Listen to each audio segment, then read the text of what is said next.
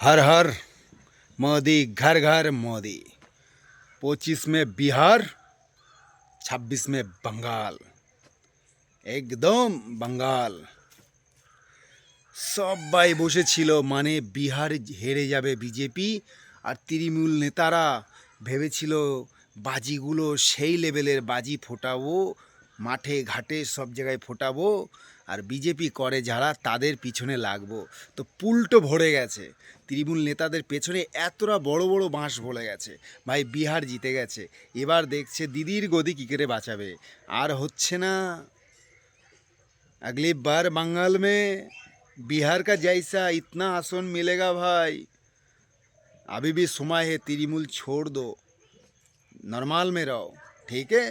बंगाल आएगा, 26 में बंगाल जीतेगा पक्का, मोदी जैसा जीतेगा। हर हर मोदी, घर घर मोदी। আবার কিছু ফেসবুকে ট্রেন্ডিং চলছে, বলছে কি ভাই ভোট চুরি করেছে। আরে যাদের পিছনে লাগা স্বভাব তারা তো লাগবেই, তারা তো লাগবেই। তা ওদের তো খেয়ে দিয়ে কাজ নেই, ওরা তো লাগবেই। চোর দেখেছো চুরি করে সবসময়, তা ওরা তো সেই তাই। ওদের তো দিদিমণি শিখিয়ে রেখেছে যে কিছু হলেই মোদির পিছনে লাগবে, কিছু হলেই মোদিজির পেছনে লাগবে। পশ্চিমবাংলায় শুভেন্দু অধিকারীর পিছনে লাগবে, পশ্চিমবাংলায় যতজন বিজেপি করে তাদের পিছনে লাগবে। ওদের স্বভাবটাই তো খারাপ। এত বড় একটা বাঁশ খেলো বিহার নিয়ে, তা ওদের লজ্জা শরম নেই। বেলুর যে বেহায়া হলে এরকম ওরা করে, ওদের লজ্জা নেই। লজ্জার ঘাটে মুখ ধুয়ে আসেনি ওরা, এখনও শুধরা সময় আছে। আর বারিশটা তৃণমূল থেকে বিজেপিতে এসে ভোটগুলো দে, সামনে বিজেপি সরকার গড়, সময় আছে।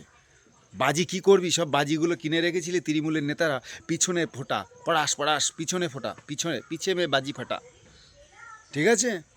মুখ পুরে তো চুন হয়ে গেছে তৃণমূল নেতাদের দেখছি। তা সেই কি বলবো, সেই হারিকেল নিভে গেলে যে কালিগুলো পড়ে না, সেই কালির মতো হয়ে গেছে, মুখ চুনচুন করছে কালি।